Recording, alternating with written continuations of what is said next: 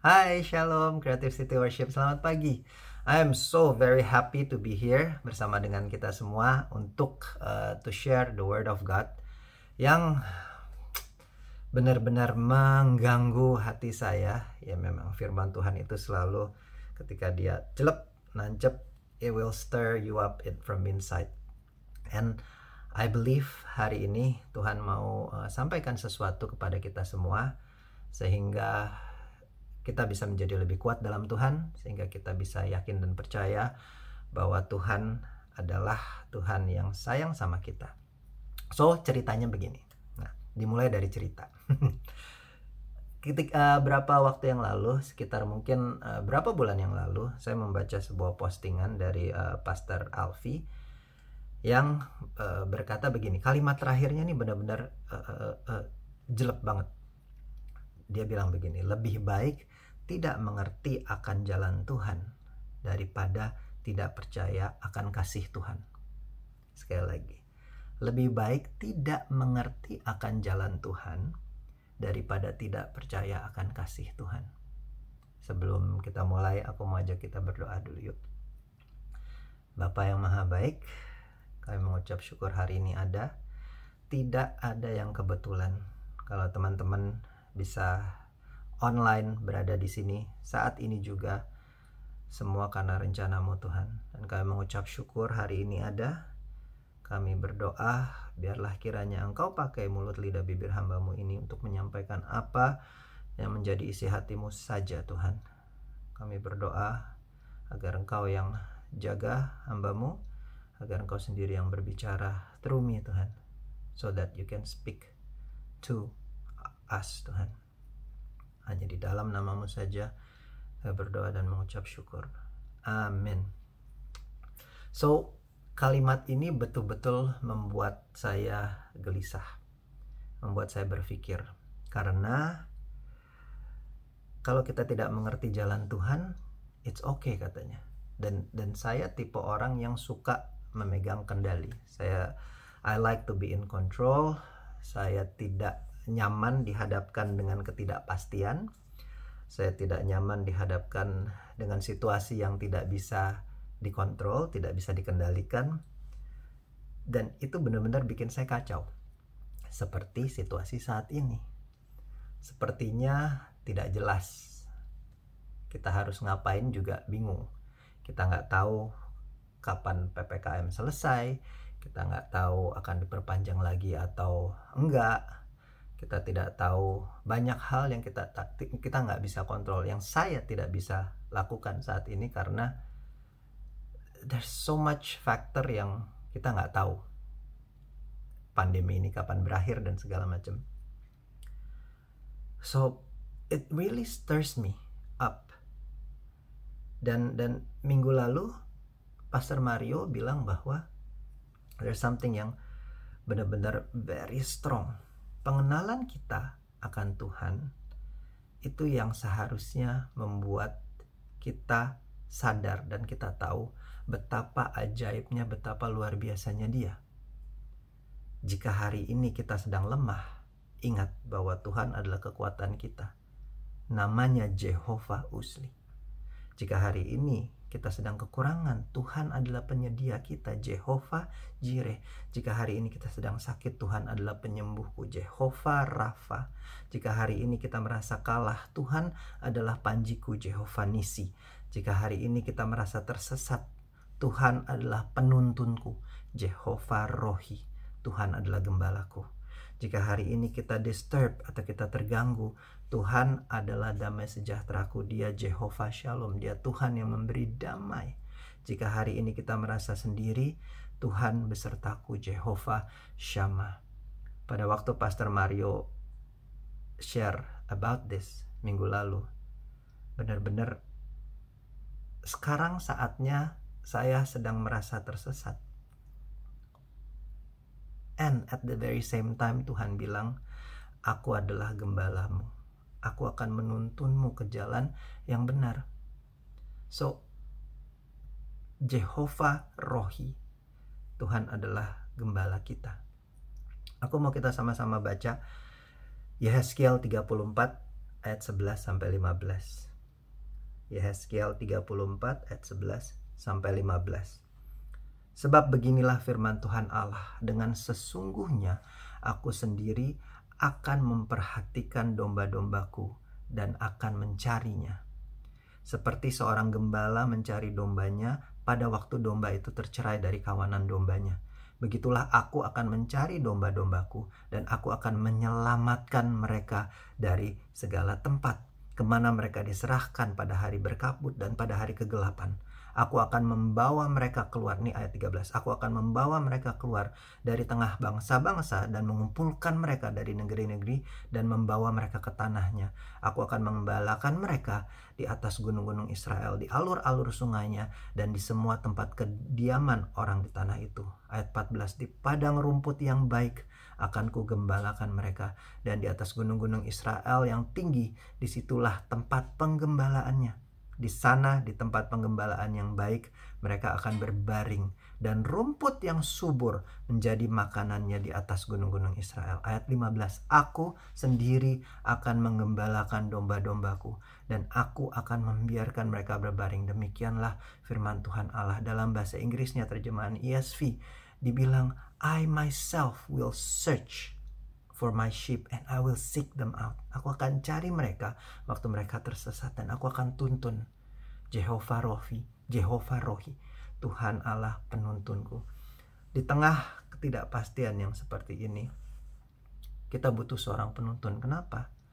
Kita sering banget mendengar bahwa kita jemaatnya, kita anak-anaknya disamakan dengan, diibaratkan dengan seorang domba. Saya mulai merefleksikan diri saya. Apakah saya mirip seorang domba? Apakah saya berbulu putih? Jadi setelah dipelajari, ternyata domba itu adalah makhluk sosial. Sama seperti kita, manusia. Kita adalah makhluk sosial. Jadi kalau kita ketemu kaumnya, ketemu dengan orang-orang yang serupa dengan kita otomatis akan akrab. Dipersatukan oleh kesamaan. Kita nggak bisa hidup sendiri. Oh, lu baru diputusin ya? Ya, gue juga baru diputusin. Aduh, you're my bro. Lu ngerti banget tentang gue. Oh, lu juga baru itu ya, bangkrut ya? Baru gagal bisnis, ditipu orang ya? Sama bro, gue juga bro. Aduh, gue ngerti banget perasaan lu. Wah, kita langsung jadi sohib banget gitu. Kalau lagi jalan-jalan, di mana gitu, misalnya di luar negeri lagi jalan-jalan, kan semua ngomong bahasa Inggris, tiba-tiba dengar suara orang Indonesia ngomong gitu. Kita langsung kayak, that's my kind gitu, langsung berasa, dari Indonesia juga ya, iya gini, langsung berasa akrab gitu. We are social being. Kita punya kerinduan untuk selalu diterima. Kita punya kerinduan untuk berada bersama orang-orang yang serupa dengan kita. We are social being. Benar juga, sama seperti domba. Kita juga lahir mandiri dengan organ yang sudah lengkap. Udah ada semua gitu, lahir gitu. Oleh sebab itu kita pengen independen. Nah, jadi lucunya kita ini makhluk gua waktu ngomong ini kena banget ke gua soalnya gitu. Gua adalah makhluk sosial yang membutuhkan orang lain, tapi di tengah-tengah kerumunan orang lain, I have the urge untuk menunjukkan bahwa kita bisa hidup tanpa orang lain. Kita independen. Di tengah-tengah kita membutuhkan orang lain, kita juga ingin menunjukkan kepada orang lain bahwa kita ini orangnya independen. Kita bisa hidup sendiri, kita nggak butuh orang lain. Oleh sebab itu, kita pengen membuktikan bahwa kita lebih hebat dari sekeliling kita. Kita lebih hebat dari orang-orang lain.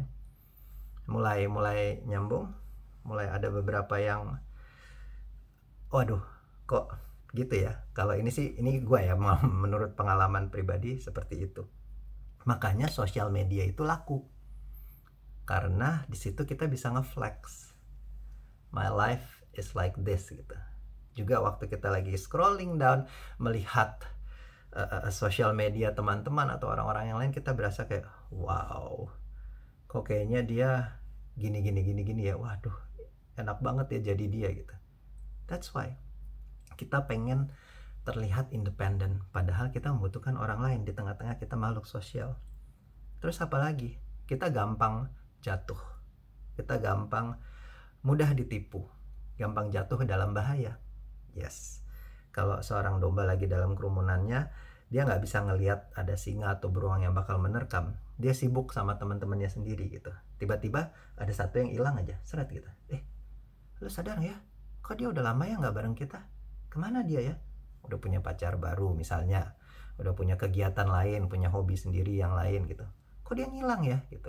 Nggak tahu, tiba-tiba aja ngilang gitu. Terus udah jarang ketemuan ya gitu, hilang aja dari peredaran. Jadi tiba-tiba dia udah terlilit hutang, tiba-tiba dia punya banyak masalah, tiba-tiba dia ini kok bisa sampai ke situ ya tiba-tiba gitu.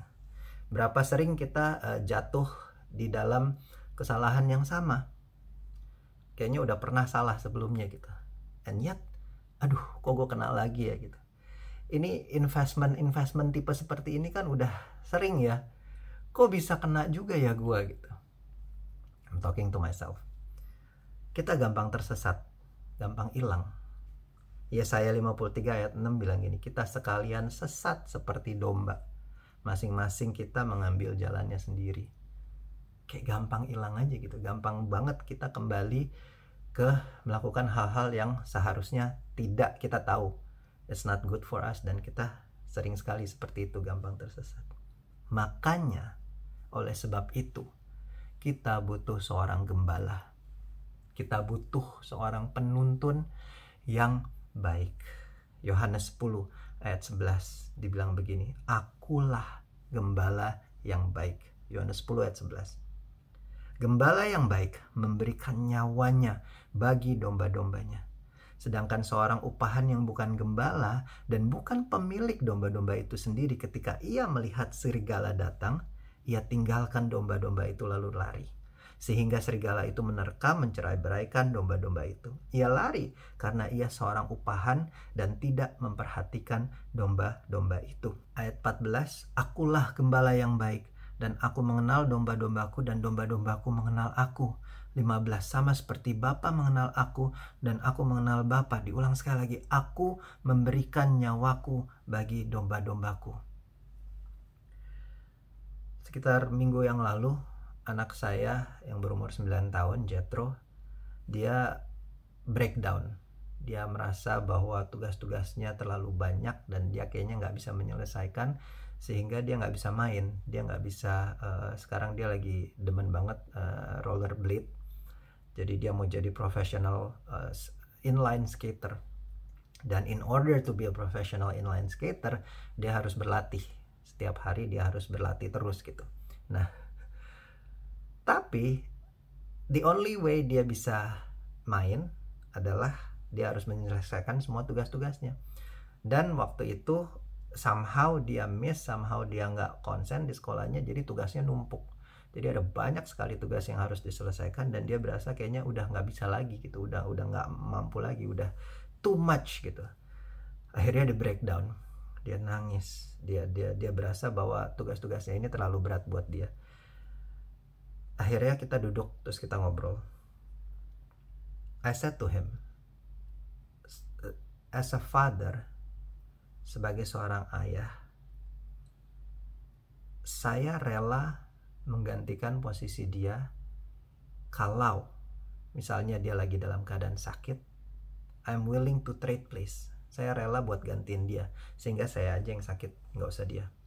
Kalau ada bahaya yang datang kepada dia, dengan sangat mudahnya sebagai seorang ayah, saya memasang badan saya in order untuk menyelamatkan dia. In order to save him, saya rela mengorbankan diri saya sendiri.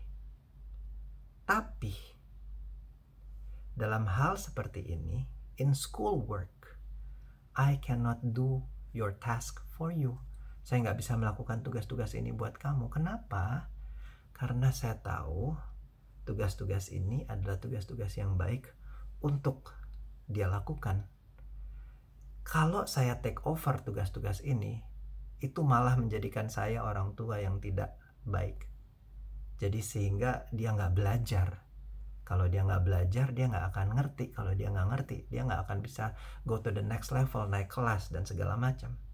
Sebagai orang tua yang baik, sesakit-sakitnya saya melihat dia sedang menderita,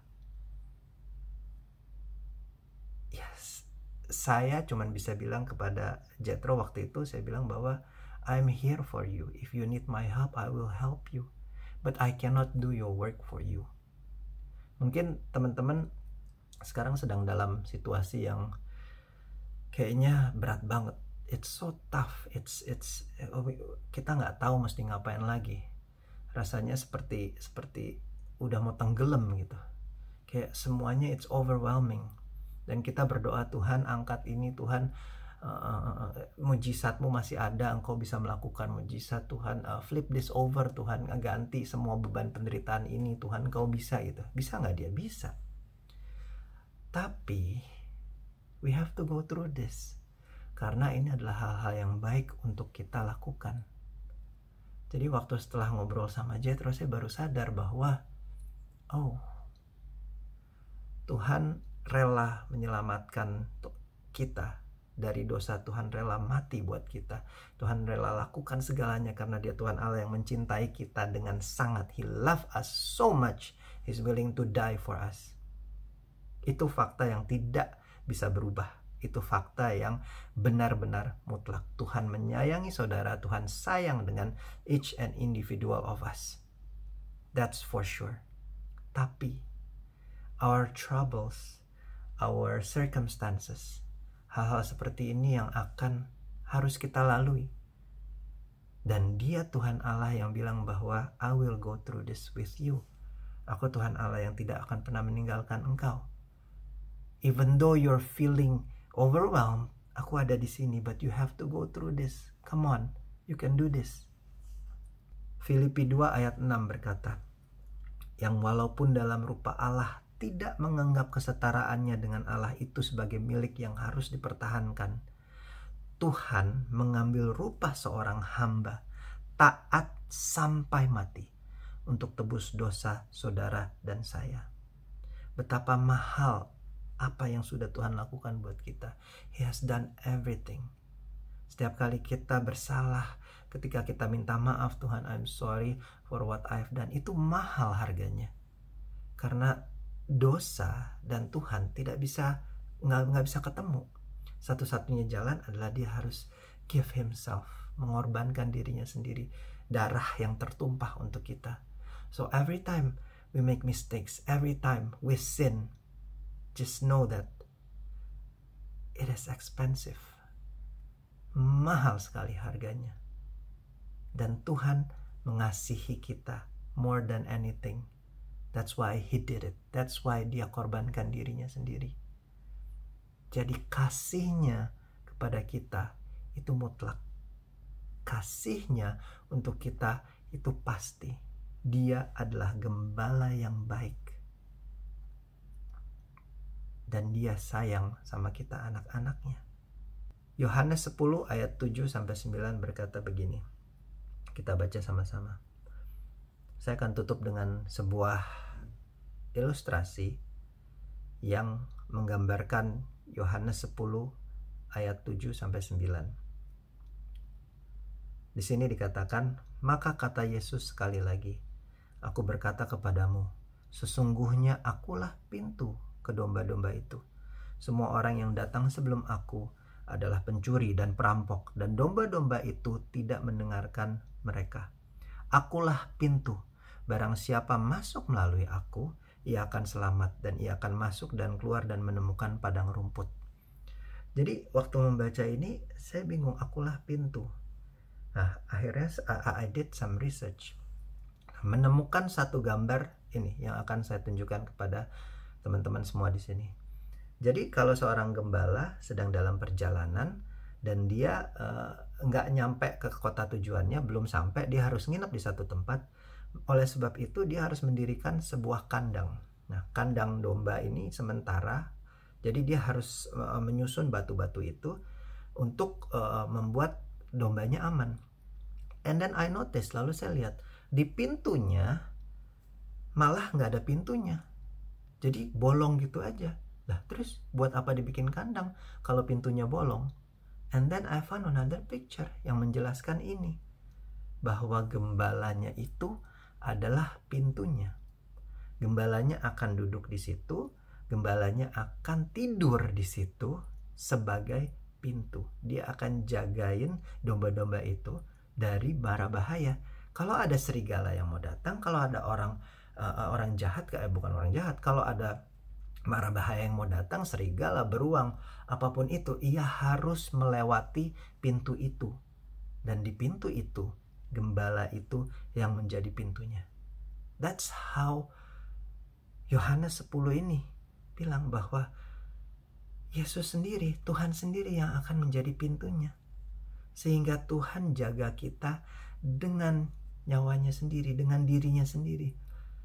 Apapun yang akan mara bahaya apa yang akan datang ke kita, it has to go through Jesus. Tuhan Yesus yang jaga pintu itu. Ada serigala atau apapun itu harus lewat seorang gembala. Dia berikan segalanya untuk kita. Kasihnya luar biasa bagi kita. Tidak ada seorang pun yang bisa melebihi kasih Tuhan, karena ia berikan segalanya buat kita. Dan sampai sebegitunya Tuhan Yesus mau jaga kita. Digambarkan dia adalah pintu bagi domba-dombanya, bagi kita semua. That's how much Tuhan sayang sama kita. Jadi kembali lagi ke statement, lebih baik tidak mengerti akan jalan Tuhan daripada tidak percaya akan kasih Tuhan. Tuhan mengasihi kita sedemikian rupa. He's willing to give everything for us. And kalau kita tidak mengerti jalan Tuhan, kalau kita nggak tahu apa yang sedang terjadi, just know this, you can trust God. Kita bisa percaya pada gembala yang baik, karena dia adalah gembala yang baik. Aku mau kita baca sama-sama ayat terakhir sebagai penutup. Setelah itu aku akan berdoa buat teman-teman semua di tempat ini. Mazmur 23 ayat 1. Tuhan gembalaku yang baik. Aku mau kita sama-sama baca ayat ini dan betul-betul renungkan artinya, betul-betul renungkan betapa baiknya Tuhan dalam kehidupan kita. Dan kalau kita menghadapi sesuatu yang tidak pasti, it's okay, but we have to go through it. Kita baca sama-sama. Mazmur 23. Mazmur Daud. Tuhan adalah gembalaku, takkan kekurangan aku. Ia membaringkan aku di padang yang berumput hijau. Ia membimbing aku ke air yang tenang. Ayat 3. Ia menyegarkan jiwaku. Ia menuntunku di jalan yang benar oleh karena namanya. Sekalipun aku berjalan dalam lembah kekelaman, aku tidak takut bahaya, sebab Engkau besertaku. Gadamu dan tongkatmu itulah yang menghibur aku. Engkau menyediakan hidangan bagiku di hadapan lawanku. Engkau mengurapi kepalaku dengan minyak. Pialaku penuh melimpah. Ayat 6. Kebajikan dan kemurahan belaka akan mengikuti aku seumur hidupku. Dan aku akan diam di dalam rumah Tuhan sepanjang masa. Friends, I don't know what you're going through. Aku gak tahu apa yang sedang teman-teman alamin saat ini. Tapi tahu satu hal, bahwa Tuhan adalah gembala kita. Dan kita gak akan kekurangan apapun, asal kita bersandar kepada Dia. We will get through this together with God. Tuhan akan gandeng tangan kita untuk melewati apapun yang harus kita lewatin. But we have to go through it. Kita harus do all this task. Kita harus lakukan semua tugas-tugas ini, semua yang rasanya overwhelming, we have to do it. Karena Tuhan sayang sama kita, makanya Tuhan biarkan kita harus menjalani ini semua untuk kebaikan kita. I wanna pray for all of us di tempat ini, saat ini. Apapun yang sedang kita alami, apapun yang sedang kita hadapi, kita tahu bahwa Tuhan ada bersama dengan kita. Let's bow our heads. Tuhan, pagi hari ini kami belajar satu hal yang mutlak, satu hal yang pasti.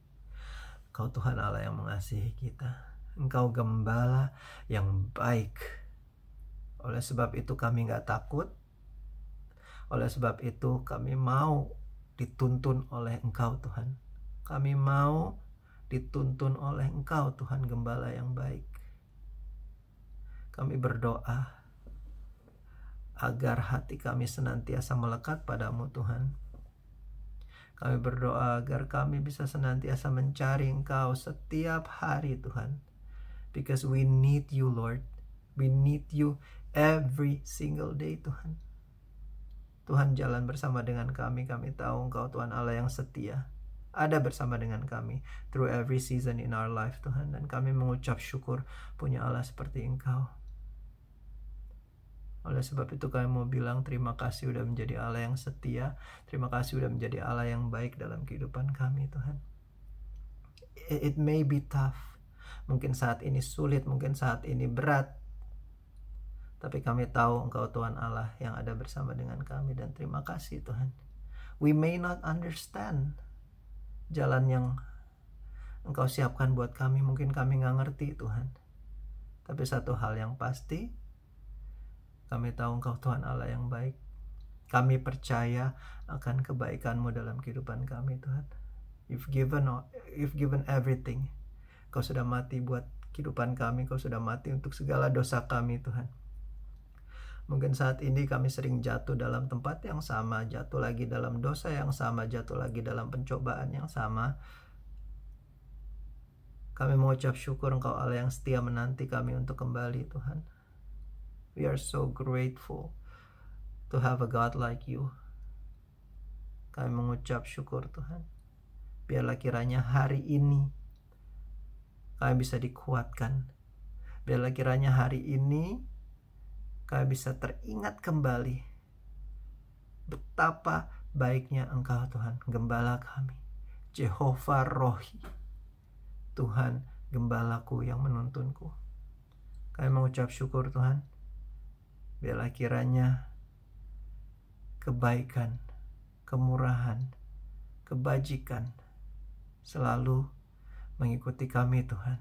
Karena Engkau Tuhan Allah yang menuntun kami Tuhan. Biarlah kami gak senantiasa mau mengontrol semuanya Tuhan. Biarlah kami senantiasa gak want to be in charge Tuhan. Tapi biarlah kami bisa menundukkan hati kami. Karena kami tahu Engkau Tuhan Allah in control.